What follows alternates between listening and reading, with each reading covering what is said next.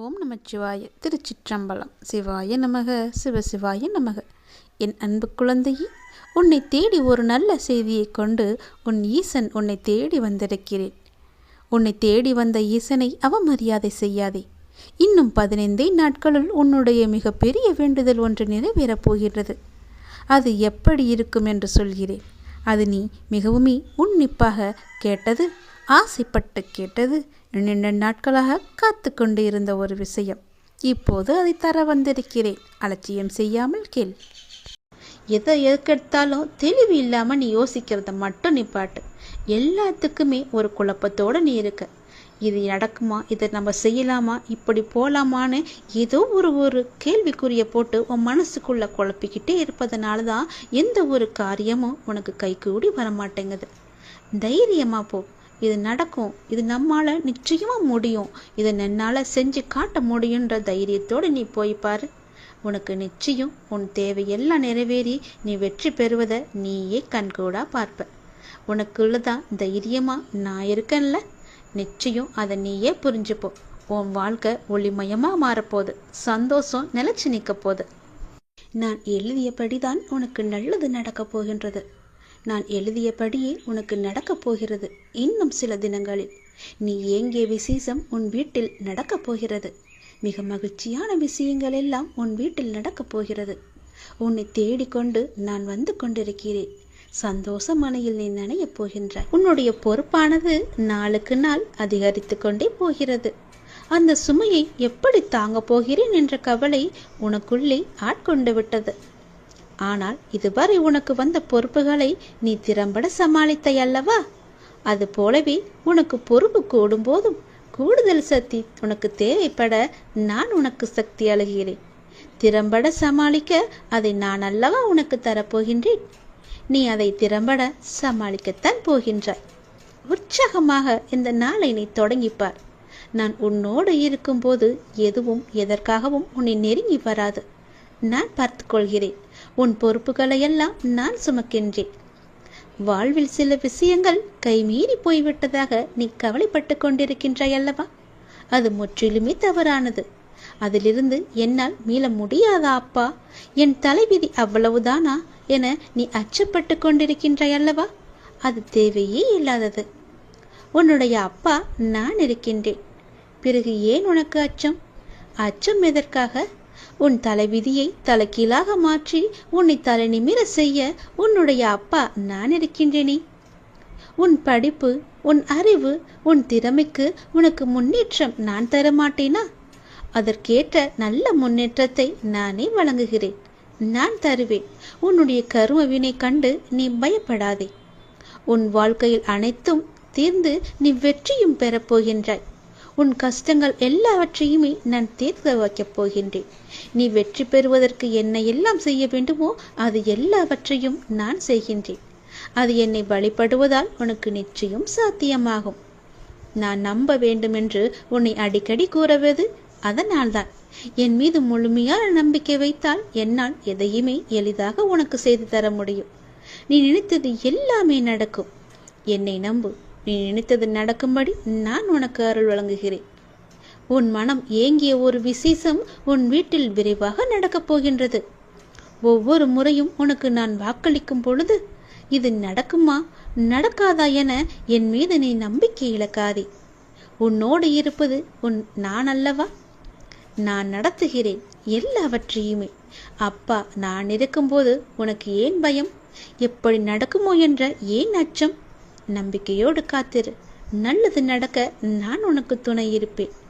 உனக்கு எதை எப்போது எந்த நிமிடத்தில் எந்த நொடியில் தர வேண்டும் என்று நான் எழுதி வைத்தனோ அதை அப்பொழுதுதான் நான் தருவேன். நான் எழுதியதை யாராலும் மாற்ற முடியாது. நான் எழுதியது எப்போது என்று எனக்கு மட்டுமே தெரியும். அதை அந்த நேரத்தில் உன்னிடம் வந்து கொண்டு சேர்ப்பது என்னுடைய பொறுப்பு. அப்படி கொண்டு வந்து சேர்க்கும்போது யார் தடுத்தாலும் அவர்களை மீறி உன்னிடம் வந்து கொடுக்க செய்வேன். உனக்கு கிடைக்காமல் போன ஒன்றுக்காக நீ வருந்த கூடாது. ஏனென்றால் அது உன் கையில் விரைவில் கொண்டு வந்து சேர்ப்பதற்கான எல்லா ஏற்பாடுகளையும் நான் செய்துவிட்டேன். மிக மகிழ்ச்சியான நாட்கள் எல்லாம் உன்னை தேடி வந்து கொண்டிருக்கின்றது. நல்ல நல்ல புத்தம்போது நிகழ்ச்சியெல்லாம் உன் வாழ்க்கையில் நடக்கப் போகின்றது. சந்தோஷ மலையில் நீ நனையப் போகின்றாய். வெற்றி மலையை உனக்கு குவியந்து குவியப் போகின்றது. வெற்றி முழக்கம் உன் வீட்டு கதவை தட்டப் போகின்றது. சந்தோஷமாக இந்த நாளை நீ தொடங்கிப்பார், நல்லது நடக்கும். எப்போதும் என்னுடைய இன்முகத்தை உன் நினைவில் வைத்து, என்னுடைய நாமத்தை உன் நாவில் வைத்து ஒவ்வொரு நாளையும் நீ தொடங்கிப்பார், நல்லது உன் வீட்டில் நடந்து கொண்டே இருக்கும். நான் உனக்கு ஒரு பரீட்சை வைக்கப் போகின்றேன். அந்த பரீட்சையில் நீ தேர்ச்சி பெற்றுதான் ஆக வேண்டும். தேர்ச்சி பெற்றால்தான் நான் கொடுப்பதை உன்னால் முழுமையாக அனுபவிக்க முடியும். இந்த முருகனின் வாக்கு நிச்சயம் உனக்கு பலிக்கும். தேர்ச்சி பெறுவாயா? வாழ்வில் உனக்கு என்ன இல்லை? எல்லாம் இருக்கின்றதே. சந்தோஷம் என்று நினைத்துக்கொள். எல்லாம் சந்தோஷமான சூழலாய் உன்னை வந்து சேரும். நிம்மதியாய் இருக்க வேண்டும். நினைத்தால் எதையும் எந்த சூழ்நிலையும் உன்னை விடவும், நீ உன் உயிராய் தவம் இருக்கும் உன் அப்பாவை விட பெரிது எதுவும் இல்லை. நமக்கு வரும் கஷ்டங்களை நம்மால் தாங்க முடியும் என்ற மென்மையாய் உன்னிடம் சொல்லிக்கொள். உனக்கு பரீட்சை வைக்கிறேன் என்று நீ நினைப்பது சரிதான். எதற்கு அந்த பரீட்சை என்று நீ என்னிடம் கேட்கலாம். உன்னை ஒரு இடத்தில் இன்னொரு இடத்திற்கு உயர்த்த பல விஷயங்களில் நீ கற்று தேர்ந்தவை. அதை நீ உன் புதிய நிகழ்வுகளை எப்படி அதை செயல்படுத்தப் போகிறாய் என்பதை நான் கண்கூடாக பார்க்க வேண்டும். அதற்கு நீ தயாராகிவிட்டாயா என்று பார்ப்பதற்காகத்தான் இப்பொழுது உனக்கு அந்த பரீட்சையை வைக்கப் போகிறேன். அதற்காக எவ்வளவு காலம் என்று நீ நினைப்பது சரிதான். ஆனால் முழுமையான முறையில் ஒன்றை தயாரித்தால்தான் அது நல்ல முறையில் இருக்கக்கூடும். அது நீண்ட காலத்திற்கு உன் கூடவே வரும். அது நல்ல முறையில் இருக்க வேண்டும் என்றால் நான் உனக்கு இந்த வைக்கும் பரீட்சையில் நீ தேர்ச்சி பெற்றுதான் ஆக வேண்டும். நான் இப்படி செய்வதற்கு காரணம், உன்னை நீ இன்னும் சிறிது மாற்றிக்கொள்ள வேண்டும் என்பதற்காக. எனக்கு புரிகிறது, நீ உனக்குள்ளே சண்டை அடித்து கொண்டிருக்கின்றாய். எது சரி எது தவறு என்று. தவறு என்றால் அதை மாற்ற நீ உன்னிடத்திலேயே யுத்தம் புரிந்து கொண்டிருக்கின்றாய். இந்த நிலையற்ற சூழலெல்லாம் நிறைவான நிலையுள்ள வாழ்க்கையை உனக்கு கொடுக்கத்தான் நான் இந்த குழப்பமான மனநிலையை உனக்கு கொடுத்து கொண்டிருக்கின்றேன். இந்த குழப்பத்தை கண்டு நீ பயந்து விடாதே. எதிர்காலம் எப்படி இருக்குமோ என்று பயத்தில் நீ இருந்து விடாதே. எல்லாமே மாறப்போகிறது. எல்லாமே மாறப்போகிறது. உன்னுடைய கஷ்டங்கள் எல்லாமே மாறப்போகிறது. உன்னுடைய துன்பமான வாழ்க்கை எல்லாமே மாறப்போகிறது. உன் குழப்பமான மனநிலை எல்லாம் மாறப்போகிறது. விரைவாகவே மாறும். உனக்கான அழகிய வாழ்க்கை உன்னை தேடி வந்து கொண்டிருக்கின்றது. என் கரம் கொண்டு அதை நான் உனக்கு கொடுக்க போகிறேன். அதில் எல்லா செல்வ வளங்களும் நிறைந்திருக்கும்படி நான் உனக்கு தரப்போகிறேன். நல்ல பெயரும் நல்ல குணமும் பெற்ற என் குழந்தை மென்மேலும் வளர்ந்து சிறப்புடன் வாழப்போகிறது. நிம்மதியான மகிழ்ச்சியான வாழ்க்கை அங்கு இருக்கப் போகிறது. நிலைத்து நிற்கும் உன் செல்வ வளங்களை எல்லாம் பெற்று சீரும் சிறப்புமாக நீ வாழப் போகின்றாய். நான் உனக்கு கொடுக்கும் இந்த அழகிய வாழ்க்கை நான் ஆசீர்வதித்து கொடுத்தது. அப்படி அந்த வாழ்க்கையை நீ வாழ வேண்டும் என்றால் இப்போது நான் வைத்திருக்கும் பரீட்சையில் நீ தேர்ச்சி பெற்றுதான் ஆக வேண்டும். எல்லாவற்றையும் கொடுத்து இப்படி என்னை ஒரு குக்கியில் இழுத்து விட்டாயே சாயப்பா என்று நினைக்கலாம். உனக்கு ஏற்கனவே சொன்னது போலத்தான், நீ இன்னும் பக்குவப்பட வேண்டியிருக்கிறது. நீ இன்னும் உன்னை மாற்றிக்கொள்ள வேண்டியிருக்கின்றது. அதற்கான சிறு வழிதான் இது. நிச்சயம் உன் வாழ்க்கை அழகாக மாறும். இதில் மட்டும் தேர்ச்சி பெற்றுவிடு, நான் பார்த்துக்கொள்கிறேன். உனக்கு இந்த முருகனின் வாக்கை சொல்வதற்காக நான் வந்திருக்கிறேன். நீ அறிந்தோ அறியாமலோ யாரிடமாவது கடும் சொற்களை பேசியிருப்பாய் என்று என் மனதிற்கு படுகிறது. அதனால் உன் மனதார ஒரே ஒரு முறை மன்னிப்பு கேட்டுவிடு. நீ மென்மேலும் வளர்ந்து வளர்ச்சியடைய போகின்றாய். யார் யாரெல்லாம் உன்னை வெறுத்தார்களோ, யார் யாரெல்லாம் உன்னை உதாசீனப்படுத்தினார்களோ, யார் யாரெல்லாம் உன் நம்பிக்கையை கெடுத்தார்களோ அவர்களை பற்றி இனி ஏதும் கவலைப்படாமல் நீ இரு. நான் இருக்கின்றேன். உனக்கு கோபம் வேண்டவே வேண்டாம். தினம் தினம் நீ வழிபடும் என்னையே திருடன், பைத்தியக்காரன், பிச்சைக்காரன், வழிபோக்கன் என்று பலரும் சொல்லவில்லையா? அதற்கு நான் பொறுமையாக இல்லையா? எனக்கும் கோபம் வரும் தானே.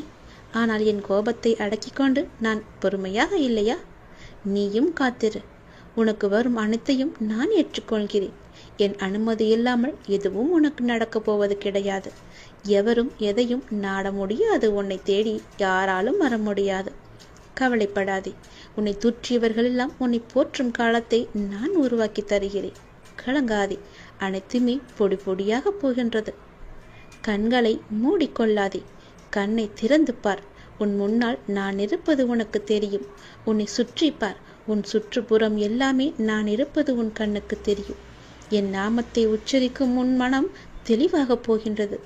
இழந்ததையெல்லாம் நீ மீண்டும் பெறப்போகின்றாய். உன்னை நாடி எல்லோரும் வரும் நேரம் இது. பிரிந்தவரெல்லாம் சேரும் நேரம். காத்திரு. உனது கைகள் பல பேருக்கு உதவும் கரமாக மாறப்போகின்றது.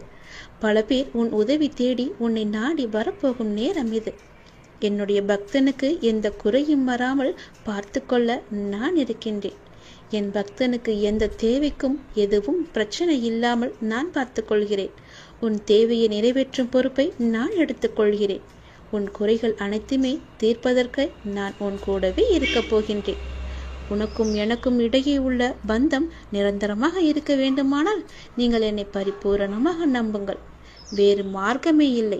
இந்த ஒளிவு மறைவு விளையாட்டுக்கள் எல்லாம் என்னிடம் வேண்டாம். ஒரு முறைதான் நான் உன்னிடம் சொல்வேன். நீ மென்மேலும் வளர்ந்து வளர்ச்சி அடைய வேண்டுமென்றால் நான் சொல்வதையெல்லாம் கேள். நீ இழந்ததையெல்லாம் மீண்டும் பெற வேண்டுமென்றால் நான் சொல்வது போலவே நீ செய். உன்னை பிரிந்தவர் எல்லாம் உன்னை தேடி வரும்படி நான் அமைத்து தருகிறேன். பிரிந்தவர் உன்னை சேரும் நாளை நான் அமைத்து தருகிறேன். நீ பல பேருக்கு உதவ வேண்டும் என்று நினைத்தால் நான் சொல்வது போலவே நீ செய். நீ அறிந்தோ அறியாமலோ யாரிடமாவது கடும் சொற்களை பேசியிருந்தால், அவர்களுடைய மனம் காயப்படும்படி நடந்திருந்தால், அவர்களிடம் மனதுக்குள் மன்னிப்பு கேட்டுக்கொள். அது ஒரு கர்வமாக பின்தொடர்ந்து கொண்டே இருக்கும். உன்னுடைய மனம், வாக்கு, செயல் மூன்றும் கருமாவை தரவல்லது. அதை நீ உபயோகப்படுத்தும் போது கவனமாக இருக்க வேண்டும். என்னை வந்து அடைந்த பிறகு உன் வினைகளை குறைவதற்கே உன்னை வழி நடத்துகின்றேன் நான். உன் வினைகளை சேர்த்து கொள்ளாதே. நீ மாயை என்ற வலையில் சிக்கிக்கொண்டு உன் கர்ம வினைகளை நீயே சேர்த்து கொள்ளாதே. நீ வினைகளை குறைத்து கொண்டு வா. நீ இழந்தவற்றில் நியாயமாக உன்னிடம் வந்து சேர வேண்டிய அனைத்தையுமே நான் உன்னிடம் வந்து சேர்த்து விடுகிறேன். நீ அறியாமல் செய்தோ அறிந்து செய்தோ தவறுக்கு மன்னிப்பு கேள். மானசீகமாக உன் மனதார நீ மன்னிப்பு கேள். யாரிடமாவது கடும் கோபத்தில் நீ பேசியிருந்தால் அவர்களுக்காக உன் மனதிலேயே நீ மன்னிப்பு கேள். அவர்களிடம் வேண்டாம், இறைவனிடம் நீ கேள். அந்த மன்னிப்பிற்கு பல பலன்கள் அதிகம் உண்டு. நிச்சயம் உன் வாழ்வில் மென்மேலும் நீ வளர்ந்து நன்றாக இருக்கப் போகிறாய். நீ இழந்தது எதுவாக இருந்தாலும் அது வேறொரு வடிவில் நான் உனக்கு தருகிறேன். இந்த முருகனின் வாக்கு நிச்சயம் பலிக்கும். ஓம் சரவண பவ என்று ஒரே ஒரு முறை உச்சரித்துப்பார். முருகன், நான் வருவேன் உனக்காக. நீ என்னை காண வருவதற்கான முதல் ஏற்பாடுகளை எல்லாம் செய்துவிடு. ஏனென்றால் உன் துன்பங்கள் எல்லாம் முடிந்துவிட்டது. உன் கர்மாக்கள் எல்லாம் முடிந்துவிட்டது. உன் பொறுமைக்கான பலன் கிடைக்கப் போகின்றது. திருச்செந்தூர் வந்து என்னை சந்திக்க நீ முதல் அடியை இன்று நீ எடுத்து வை. அதற்கான ஏற்பாடுகளை எல்லாம் செய். நான் பார்த்து கொள்கிறேன். விரைவில் என்னை வந்து நீ பார்க்க வேண்டும். நான் உன்னை சந்திக்க ஆசைப்படுகிறேன். என்னுடைய ஆசையை நிறைவேற்றுவா என்ற நம்பிக்கையில் நான் உனக்காக காத்திருக்கின்றேன். உன்னோடு நான் மனமிட்டு பேச வேண்டும். என்னிடம் பேச நீ தயாராக இருந்தால் இப்போது என் ஆலயத்தை நோக்கி வருவதற்கான ஏற்பாடுகளை எல்லாம் நீ செய். ஒவ்வொரு முறையும் நான் உன்னிடம் வருகின்றேன். ஆனால் இந்த முறை நீ என்னிடம் வர வேண்டும் என்று நான் ஆசைப்படுகிறேன். தயவு செய்து நீ என்னை வந்து சந்தித்து விட்டு போ. நான் உன்னிடம் மனமிட்டு பேச வேண்டும். உன்னை பற்றிய நிறைய செய்திகளை என் மனதிற்குள் போட்டு புதைத்து வைத்திருக்கின்றேன். மிக மகிழ்ச்சியான செய்திகளை எல்லாம் உன்னிடம் சொல்வதற்காக காத்து கொண்டிருக்கின்றேன். உன் வாழ்க்கை இதுவரை எப்படி இருந்ததோ இனி எப்படி இருக்காது. உன் வாழ்க்கை இனி நன்றாகவே இருக்கப் போகிறது. ஏற்றம் பெறப் போகிறது. அடிமேல் அடியாயிருந்த துன்பங்கள் எல்லாம் மாறி நீ எடுத்து வைக்கும் ஒவ்வொரு அடியும் மகிழ்ச்சியான ஒன்றிற்கு வழிகாட்டப் போகிறது. ஏனென்றால் இன்னும் உன் வாழ்வில் எல்லாம் நல்லதே நடக்கப் போகின்றது. ஏன் வாழ்கின்றோம், இந்த வாழ்க்கையே வேண்டாம் என்று எதிர்மறை எண்ணங்களோடு நீ முடிவெடுத்து விட்டாய். அந்த வாழ்க்கை புத்தகத்தில் பல சுவாரஸ்யமான பக்கங்களை நான் பின்னால் வைத்திருக்கின்றேன். அதை நீ பார்க்க மறந்து விட்டாய். இன்னும் நீ அந்த பக்கத்தை திருப்பி பார்க்கவே இல்லை. கொஞ்சம் காலம்தான் இருக்கிறது. அதற்குள் நீ பொறுமை இழந்து விட்டால் நான் என்ன செய்வது? பல மகிழ்ச்சியான தருணங்களை அதில் வைத்திருக்கின்றேனே. கொஞ்சம் பொறுமை காத்து கொள்ள மாட்டாயா? இப்போது என் ஆலயத்துக்கு வருவதற்கான முதல் ஏற்பாடுகளை செய். பிறகு எல்லாவற்றையும் கொஞ்சம் கொஞ்சமாக நான் உனக்கு புரிய வைக்கின்றேன். உனக்கு எதை எப்போது தர வேண்டும் என்று நான் ஏற்கனவே தீர்மானித்து விட்டேன். அது நிச்சயம் உன் கைக்கு கிடைக்கும்.